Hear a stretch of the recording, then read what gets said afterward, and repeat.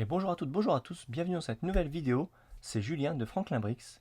Aujourd'hui on est ensemble pour une vidéo complémentaire sur Studio de Bricklink. Donc dans ma précédente vidéo, on a revu l'utilisation de l'outil Studio, monter des pièces, faire des rendus, aller jusqu'à la construction de la notice. Et ici on va parcourir quelques éléments complémentaires.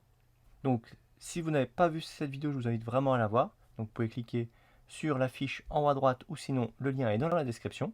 Donc aujourd'hui au menu du jour, je vais vous parler de My Studio et Gallery. On abordera ensuite la question des vérins pneumatiques et mécaniques et la solution pour pouvoir les utiliser, ainsi que les pièces flexibles.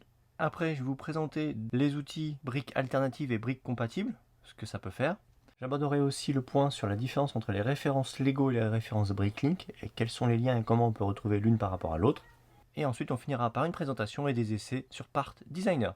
Allez, c'est parti, on y va! On reprend notre bon exemple de la fameuse pince. Donc, encore une fois, vous l'avez montée, vous avez fait la notice. Maintenant, vous pouvez la partager. Donc ça, c'est pour envoyer les pièces dans une wanted list, pour éventuellement acheter les pièces. Donc là aussi, je vous mets dans la description et dans les fiches en haut à droite le tuto que j'ai fait tout récemment pour utiliser le marketplace Lego, donc pour acheter des pièces. Donc là, vous envoyez vers la wanted list, mais là, on va l'envoyer vers My Studio. Donc je vais cliquer dessus. Il me demande le nom. Donc je l'ai fait auparavant, mais je vais la réuploader. Voilà. Donc là, ça l'a envoyé vers My Studio. J'ai cliqué sur le bouton qui m'a envoyé vers My Studio, mais vous pouvez y aller directement depuis Bricklink, la partie Studio et My Studio. Vous arrivez ici. Donc là, il y a les unpublished, donc c'est-à-dire les éléments non publiés. Donc c'est ce qu'on vient de faire, c'est qu'on a envoyé vers Studio. Par défaut, ce n'est pas publié, il faut le publier manuellement. Donc il y a notre pince qui est ici. Qu'est-ce qu'on va faire de cette pince-là? Pourquoi on veut aller vers My Studio? My Studio, c'est un outil de partage. Donc on va aller voir dans Galerie, et là, en fait, vous allez voir toutes les créations qui ont été créées et partagées par la communauté. On va prendre par exemple quelque chose d'assez récent, ça m'a l'air d'être sympa ça. Donc un camion dépanneur. For display only, c'est-à-dire qu'on peut uniquement le visualiser depuis Studio. On ne peut pas télécharger le fichier et travailler sur notre outil qui est derrière. Mais vous pouvez voir le modèle 3D, voilà, qui est ici. On peut fermer. Et Building Steps, les étapes de montage. On voit qu'il y en a 39. Il a fait les étapes de montage comme on a pu les faire dans les précédentes vidéos. Voilà. Donc c'est uniquement de la visualisation via l'outil. Donc la notice est accessible ici.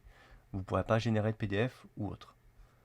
On va en prendre un autre exemple. Donc typiquement, moi j'ai publié ça à l'instant, mais j'ai publié officiellement celle-ci. Donc elle est toujours pending access approval, parce que je l'ai fait ce matin. Les gens vont pouvoir la consulter dans Galerie. Donc je vais taper par exemple ici Gripper. La voici. Donc, on peut rentrer dedans. Le modèle 3D, les étapes de montage qu'on a réalisées dans les vidéos précédentes. Voilà. Je reviens dans My Studio. Studio Gallery, donc dans mes éléments qui sont publiés. Donc là, vous renseignez plein d'informations, des images, un descriptif, etc., etc. Donc là, moi, je l'ai réglé en full access. Ça veut dire que la pince, typiquement, elle peut être consultée, téléchargée directement par tous les utilisateurs. Ensuite, ils pourront l'ouvrir comme ça, directement via l'outil. Mais là, vu que je l'ai publié ce matin, on a vu qu'elle était en in review. Donc, le temps que les administrateurs valident mon design, elle va être uniquement en display only. C'est ce qui était écrit ici. Pendant que le design in review, il sera visualisé en display only. Voilà. Donc, Studio, c'est un outil de partage des créations. Donc, vous avez un moteur de recherche en haut et vous pouvez taper des mots-clés ou parcourir les différentes catégories.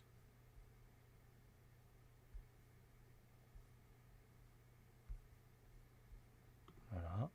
Donc là, typiquement, lui, il a mis en full access. Donc, Download Studio File. Donc là, vous allez télécharger le fichier IO. Donc là, ça m'a téléchargé le fichier. Je peux ensuite l'ouvrir. Voilà.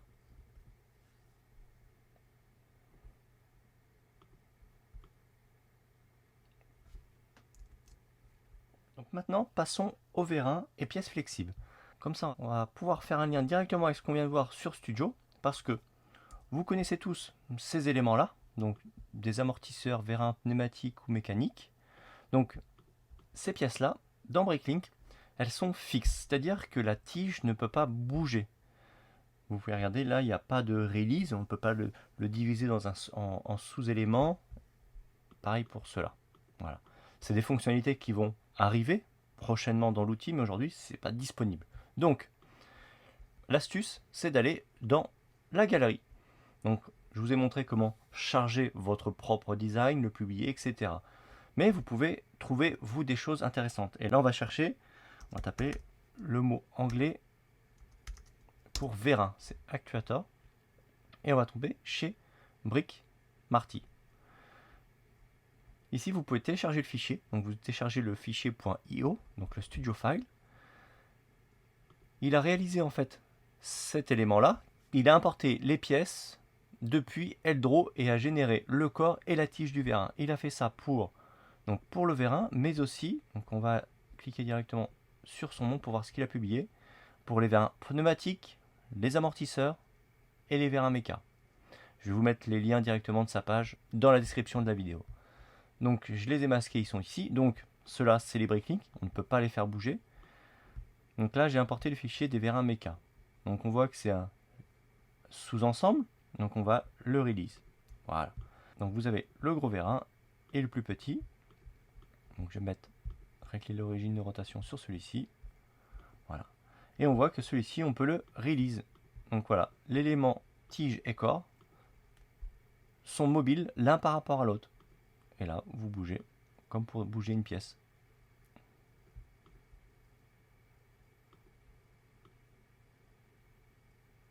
Voilà. Pareil pour celui-ci. Release. Et on peut faire bouger la tige. C'est pareil pour les amortisseurs qui sont ici. Donc, release. Hop. Je vais en prendre un. Voilà. Release. Et vous pouvez faire bouger ainsi. Par exemple, cette tige-là. Là, je vais mettre dans une grille plus petite. Voilà. Donc là, je fais bouger le ressort. Donc le ressort s'étend pas, hein, mais c'est déjà très bien de pouvoir le compresser à la valeur qu'on désire. Donc voilà, donc ça, je vais vous mettre les liens directement pour aller télécharger vous-même les fichiers et ainsi les importer, les utiliser, etc. Ensuite, je vais supprimer tout ça. Les pièces flexibles. Alors, dans l'inventaire, vous avez certainement remarqué cette icône-là. Ça veut dire que la pièce est modifiable, elle est flexible. Le parfait exemple, ça va être celle-ci, mais vous avez plusieurs catégories. Donc vous avez les chaînes comme ça, vous avez les éléments type flexible hose comme ceci, les flexible hose ribbed comme ça. Un ribbed, il y a les tubes, on va prendre un gros. Voilà. En fait, c'est beaucoup les hoses, les rigides. Tous ces éléments sont modifiables. Et les flexible hoses. Voilà. Aujourd'hui, il y a à peu près ça. Vous ne trouverez pas aujourd'hui dans Bricklink les éléments type câble électrique, tube pneumatique de 4 mm. Toutes ces choses-là ne sont pas encore disponibles dans l'outil Studio. Si vous voulez absolument faire un modèle avec ces éléments, il faut passer via un autre outil type MLCAD, faire les modifications, donc les déformer, les mettre dans les positions que vous voulez et ensuite les importer dans Studio. Si vraiment vous avez envie de savoir comment ça marche ça, faites-le moi savoir et je vous ferai une petite présentation rapide. Donc, sur ces éléments-là, on va les laisser en blanc, c'est pas très grave. Vous avez un nouvel icône qui vient d'apparaître. Donc celui-ci on le connaît, c'est pour déplacer l'élément. Maintenant vous avez celui-ci. Voilà. Donc, essayez de zoomer. En fait, ça vous a créé un fil et vous pouvez sélectionner chaque point et le déplacer. Voilà, comme ceci. Donc là, on va faire un exemple rapide avec ça. Je vais prendre une brique ronde 1 par 1, comme ceci. On va en mettre, voilà.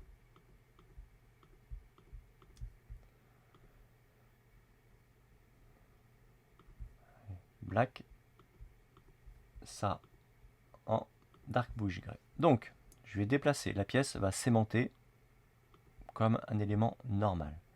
Ce que j'aimerais faire, c'est, donc là, on va pas le laisser tendu comme ça, on va se dire qu'on va le relâcher d'un tenon. Donc, je sélectionne mon élément. Je vais cacher tout le reste, ce sera un peu plus visible. Je vais mettre ça en origine, et on va même le mettre, voilà, au centre du plateau. Voilà. Donc, je sélectionne ma chaîne, déplacement, donc je vais prendre une extrémité, voilà. Je reste cliqué dessus et je vais le déplacer. Donc, je peux le déplacer, je peux le tourner grâce aux touches de mon clavier, au bas, gauche, droite. Donc moi, j'ai pas besoin, mais je pourrais le mettre par exemple, comme ceci. Bon, là dans l'exemple, je vais pas le bouger. Voilà, il va venir s'aimanter ici. Ensuite, là, il n'y a pas de calcul de gravité. Donc là, je vais modifier la position. Donc là, dès que je vais le relâcher, il va se remettre un peu dans une position naturelle. Si par exemple vous voulez figer une position, le temps qu'il se remette en position, vous faites échappe. Je lâche, hop, voilà, ça l'a figé. Après je peux re-rentrer dedans, voilà, il va se mettre un peu dans une position un peu logique. Voilà. Par exemple, si je veux comme ça, là ce sera un peu extrême, mais hop, échappe, voilà. Bon, là ça n'a pas de sens, je vais rentrer dedans, il va se repositionner naturellement. Mais là, vous voyez qu'il n'y a pas de gravité. Il se reprend un peu le positionnement normal. Moi, je veux qu'elle soit vraiment vers le bas, typiquement dans un mock. Hop, je lâche, j'attends qu'il se stabilise. Et puis voilà.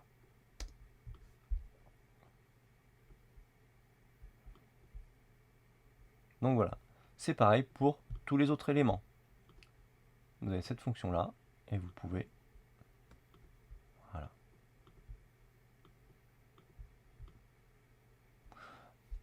Donc vous voyez que ça se déplace selon les trois axes. Axe X, Y, Z. Voilà, ensuite échappe, et ça fige votre élément. Parfait exemple, ma DeLorean. Donc ça, c'est un modèle qui a été créé par JP Velociraptor. Je vous mettrai le lien Rubricable. Moi, j'ai réalisé la notice de ce set. Alors, à l'époque, donc on va cacher nos deux héros. Donc, à l'époque, donc il y a quelques mois, ces pièces-là n'étaient pas disponibles pour être flexibles. Donc aujourd'hui, elles le sont. Donc on va pouvoir les mettre propres. Donc je les avais mises comme ça.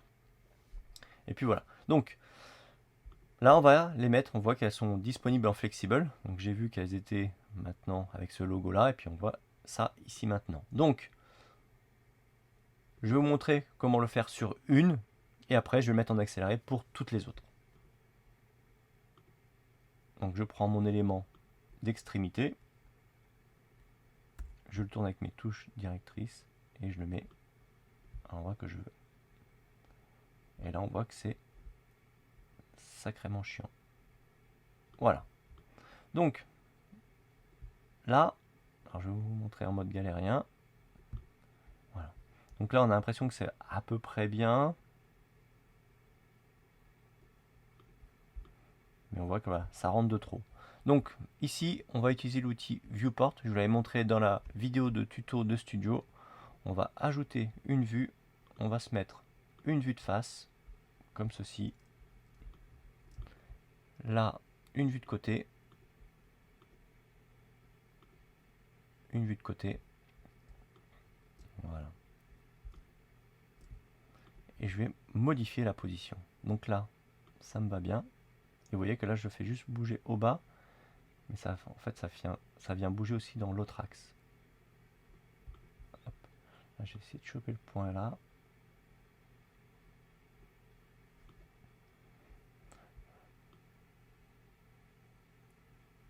Hop. Donc là, je suis à peu près bien. Dès que en fait la position me va bien, je lâche et j'appuie sur échappe. Paf, ça se remet. Voilà. Ouais, ma foi, c'est pas trop mal, hein. Parce que je me suis aidé de ce plan-là pour voir que ça rentrait pas trop dans le capot ou que ça sort pas de l'extérieur. Bon, c'est pas parfait, mais voilà, pour moi, ça va bien m'aller. Ensuite, il y a celui du dessous.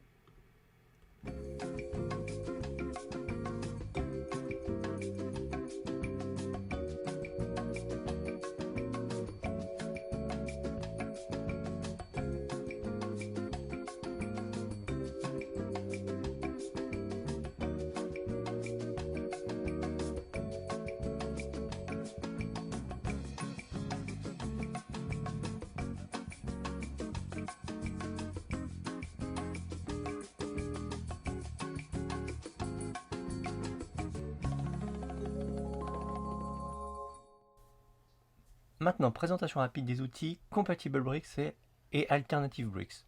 J'ai préparé un plateau avec deux exemples. Donc, une pièce compatible, c'est très simple. C'est en fait, pour l'exemple d'une jante, le pneu qui va être compatible avec cette dernière. Donc, vous cliquez sur votre jante. Là, vous avez Find Compatible Bricks. Et là, il va vous proposer les pneus qui peuvent venir se monter sur cette jante-là. Voilà. Donc, je supprime mon pneu. La jante, c'est la 15038. On peut aller dans Bricklink 15038. Ça va être les mêmes informations que vous trouverez dans Related Information, voilà, Related Items. Et vous avez les pneus, donc les 6 références qui sont ici. À l'inverse, alternative. Donc là, on a l'exemple d'un panel 1 par 2 par 2. Donc, dans Bricklink, donc ça c'est référence 87552. 87552. Donc voilà, on a ce panel. Donc ça c'est la référence de la pièce sans sticker, sans sérigraphie. Donc une pièce unie. Si vous tapez la référence, vous allez tomber sur les 87552 PB. Et là vous avez un grand nombre de pièces qui sont personnalisées. Donc qui ont soit une sérigraphie, un sticker. Voilà, quelque chose de collé dessus qui différencie la pièce unie. Tous ces éléments-là, donc c'est vrai pour cette pièce-là, mais pour toutes les autres pièces, vous avez PB et puis un incrément pour toutes les évolutions de cette pièce-là. Ça, vous le retrouvez dans Alternative. Donc, Find Alternative. Il va vous proposer donc les pièces qui sont équivalentes, de même famille, et aussi les pièces qui sont sérigraphiées, qui sont décorées. Voilà.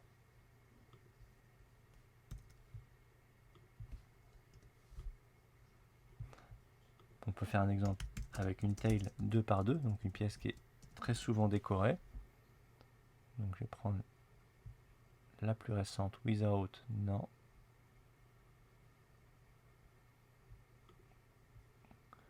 With Groove, donc celle-ci, alternative, donc il va me donner tous les panels. Et voilà. Toutes les pièces décorées, toutes les tails 2 par 2 décorées sont ici.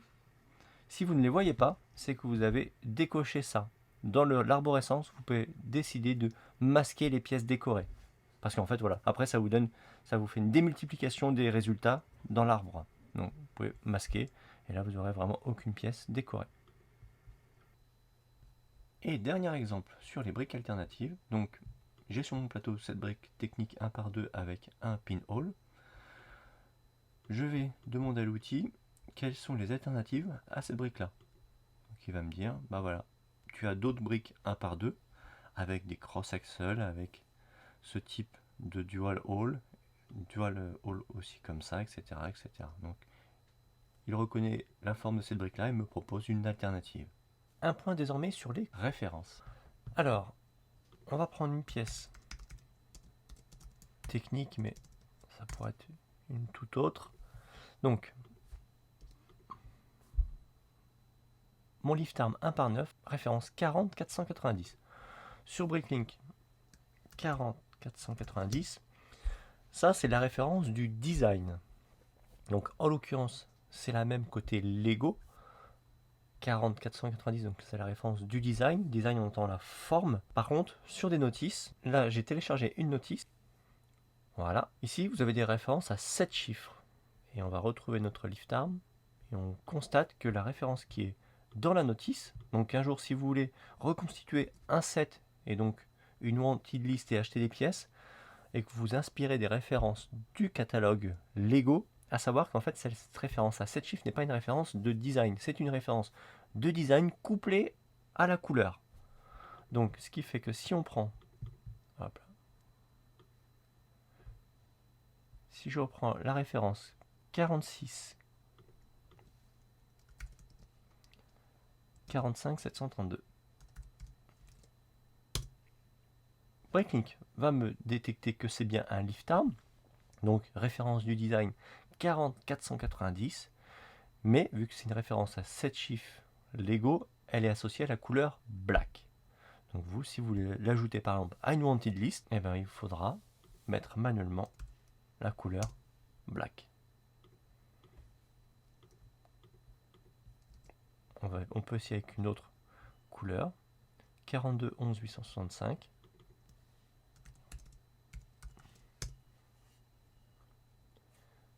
Voilà, référence du design 32054, donc c'est une référence à 5 chiffres. Donc il y a toutes les chances que ça soit la même référence du design entre Bricklink et Lego. Ça c'est la référence du coup design plus code couleur, donc ça génère un code à 7 chiffres, et là informe que c'est bien du light bluish gray. C'est bien le cas, c'est bien du light bluish gray. Il y a des exceptions, typiquement les... Je crois que dans ce set là il y en a une, voilà. 41 85 661. 41.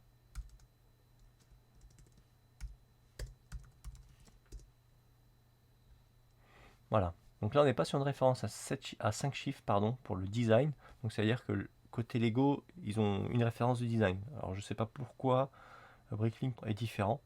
Mais voilà. Donc les références Bricklink Design et Lego ne sont pas forcément toutes les mêmes. Par contre, quand vous renseignez la référence à 7 chiffres, automatiquement, lui va vous donner la référence design compréhension Bricklink, donc la X346, et la couleur associée là, c'est bien du red. Donc, maintenant, passons au plus important et au plus fun, à Part Designer. C'est parti. Part Designer. Donc, vous étiez plusieurs à me demander une petite présentation de Part Designer. Donc, on va pas forcément rentrer beaucoup dans le détail. Je vais vous présenter un peu la philosophie et ce qu'on peut faire avec cet outil. Donc, encore une fois, vous allez dans Bricklink, partie Studio, Download. Donc, vous allez télécharger Studio pour faire montage, rendu, notice, etc. Mais si vous avez un autre onglet, donc qui n'est pas très visible, je vous l'accorde, Part Designer. Part Designer est un outil où on peut créer, customiser des pièces, des minifigs. Donc vous téléchargez l'élément et voici l'icône de Part Designer. On va l'ouvrir et on va faire quelques exemples et s'amuser un peu avec cet outil-là. Donc, on va faire Create New. Donc vous pouvez partir sur une base de minifigs, une base de parts ou from scratch, c'est-à-dire feuille blanche, de 0. On va partir de 0. Donc, vous avez deux espaces de travail, shape et connectivity. Shape, c'est forme, connectivité, c'est les contacts, les connectivités. Donc, ce qu'on va faire ici, c'est qu'on va créer des briques customisées qui n'existent pas. On va se créer une brique comme ça. Voilà. On va se rajouter des studs. Alors, vous pouvez rajouter des studs comme vous voulez, même sur les côtés. Voilà. Ici, vous pouvez rajouter des studs de bottom. Donc, vous pouvez en allonger un. Voilà, etc. etc. Attendez, ça se voit peut-être pas très bien. Voilà. Voilà, je fais un peu n'importe quoi, mais vous pouvez rajouter des éléments comme ça. Voilà. Ensuite, bottom, vous modifiez l'intérieur des pièces. Donc, est-ce que vous voulez rajouter une forme comme ceci, plutôt des choses fines, ou des choses comme les plates avec un stud.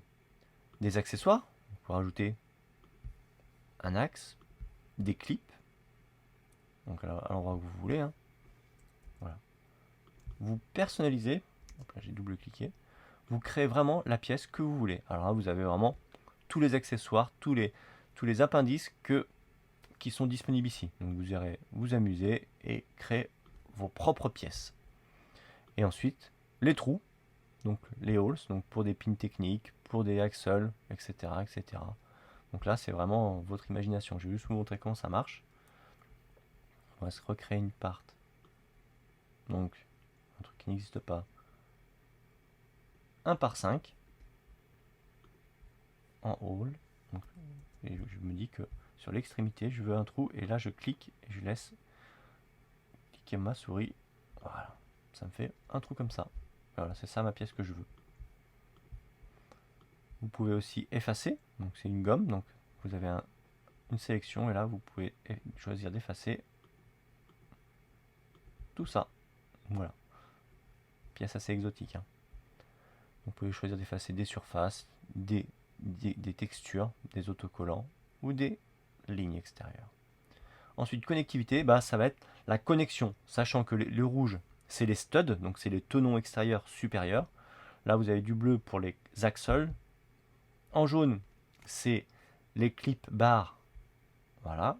Et en dessous, tout ce qui est turquoise, c'est les bottom studs. Ensuite, vous pouvez les bouger, donc les supprimer, faire bouger la pièce, etc. etc. Celui-ci, on peut le supprimer. Voilà.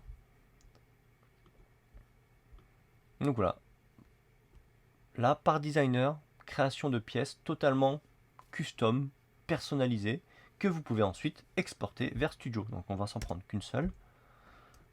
Voilà, et on la sélectionne bien. Et on va faire Export to Studio. Test tuto. Voilà. Je vais ici. Donc là, dans mon élément, vous vous souvenez, catégorie Bricklink, par défaut, c'est Master. Mais maintenant, vous pouvez aller dans Custom Parts. Vous trouverez votre pièce ici. Donc vous avez remarqué que dans Part Designer, vous ne touchez pas aux couleurs. Elle est tan ici. Voilà, la couleur va être personnalisée dans Studio. Donc là, elle arrive en blanc et vous pouvez mettre la couleur que vous voulez. Et c'est une pièce qui est compatible avec tous les éléments qui va venir s'aimanter. Voilà. Tout ce qui est plus simple. Ensuite, par designer, ce n'est pas que ça. Je vais créer nouveau. Voilà. On va essayer une minifig. Là, vous avez toutes les faces d'une minifig. Donc, j'ai fait sous Photoshop un torse. Donc, vous l'avez reconnu, c'est Boba Fett. J'ai ajouté mon logo ici. Voilà, tout ça pour dire c'est que vous pouvez, avec n'importe quel éditeur d'image, créer votre propre photo, votre propre support, et on va l'insérer dans Part Designer. Donc je reviens ici, donc là nous on va se le mettre sur la face avant. Je clique dessus, il me demande ce que je veux mettre, donc je mets torso Boba. Voilà, il est ici. Vous ajustez la taille, hop, la position, un peu grand, mais c'est pas grave. Et ensuite, Add to Viewport, donc ça va l'emmener dans Part Designer. Voilà, il est ici.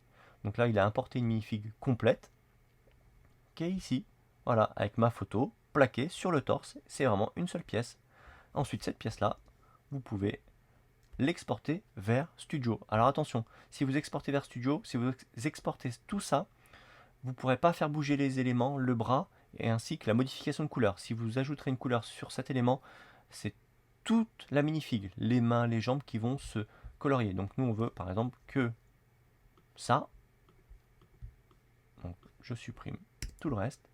Ça, on va se l'envoyer vers Studio. Voilà, torse, export. Ok, je vais dans mon Studio.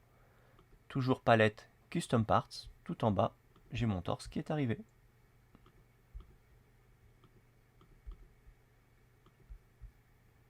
Voilà. Et vous voyez maintenant avec l'image qui est ici. Et là, vous pouvez modifier la couleur que vous voulez.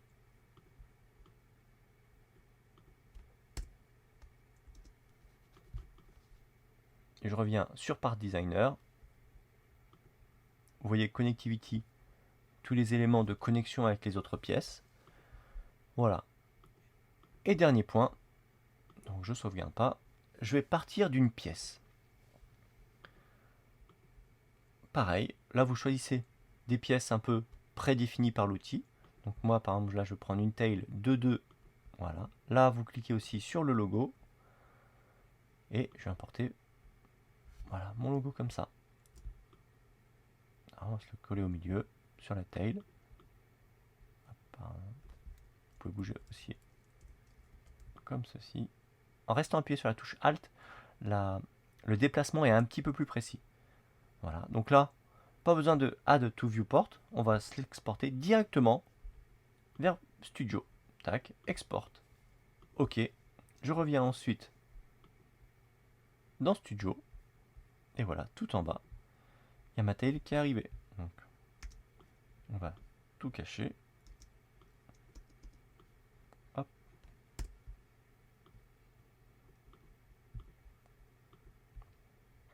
Voilà. Et là, vous pouvez vous faire un petit rendu de votre pièce. Donc là, elle est blanche. On va la laisser blanche. Comme ceci. Voilà.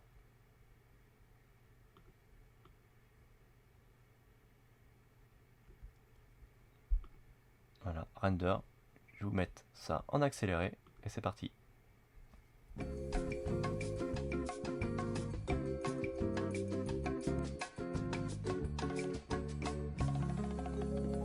Donc voilà, voici notre petit rendu avec notre pièce perso. Donc là c'était un petit peu un exemple en l'air. On va revenir ici, encore sur ma DeLorean ici. Vous voyez que cette pièce là, donc cette pièce là c'est là.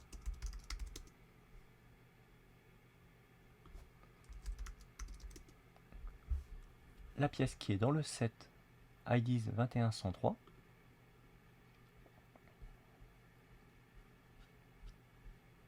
Voilà, donc cette pièce-là, 87 552, elle n'existe pas dans Studio. Si je vais là, 87 552, alors, hop, voilà. Donc là, c'est la pièce vierge. Je clique sur Find Alternative. Il va me proposer ici toutes les pièces qui sont soit avec un sticker ou une sérigraphie. Donc là, j'avais mis voilà, celle-ci qui se rapprochait un peu plus de mon convecteur temporel. Voilà. Donc, ce que j'ai fait, grâce à Part Designer, on revient ici, référence 87 552. Je vais créer New Part. Donc là, je vais créer From Scratch. Je vais importer une pièce de Studio Part. Vous pourriez importer une pièce déjà décorée, mais là, Studio Part. On a dit 87 552. Voici mon élément. Je l'importe. Insert. Il est ici. Voilà. J'ai fait auparavant sur Photoshop. J'ai trouvé en fait une photo de la fameuse pièce. J'ai découpé le tour. J'ai mis un fond transparent important et j'ai exporté un fichier PNG. Et ensuite, dans Part Designer, je vais importer un decal. Decal, c'est un autocollant. Donc, PNG, il est ici. Voilà. Donc, je bouge avec mes touches mon image. Je la redimensionne. Alors, je reste appuyé sur la touche Maj pour garder les proportionnalités. Si je ne le fais pas, je peux bouger dans tous les sens. Donc, je garde. Voilà. Donc, j'appuie sur la touche Alt pour déplacer plus précisément mon élément. Il est peut-être un petit peu grand encore.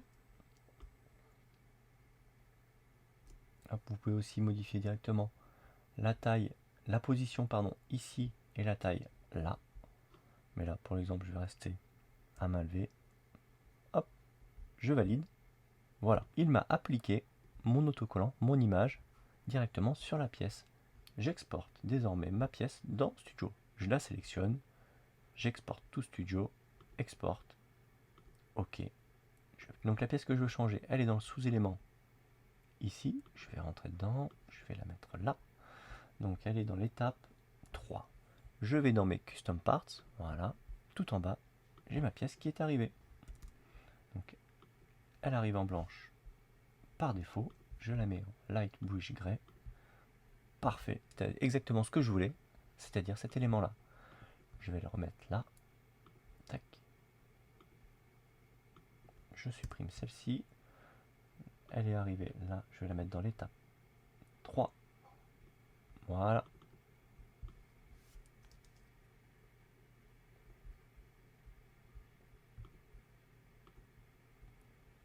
Tac. Et on va se faire plaisir. Ça pique un peu les yeux. Rouge.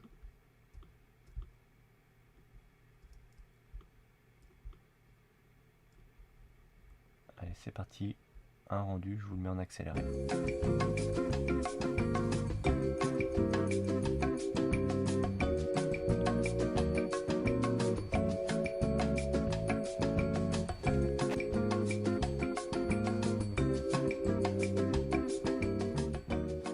Voilà ce que ça donne. Donc là j'ai fait un calcul assez rapide, donc la résolution est pas top et la résolution de mon image de base que j'ai trouvée sur le net n'était pas non plus super folle. Voilà. Donc voilà. J'espère que ces compléments d'information vous auront été utiles. Encore une fois, vous avez d'autres questions, d'autres remarques, n'hésitez pas à me les poser. Ça pourra être l'objet d'une prochaine vidéo. Allez, à la prochaine et salut!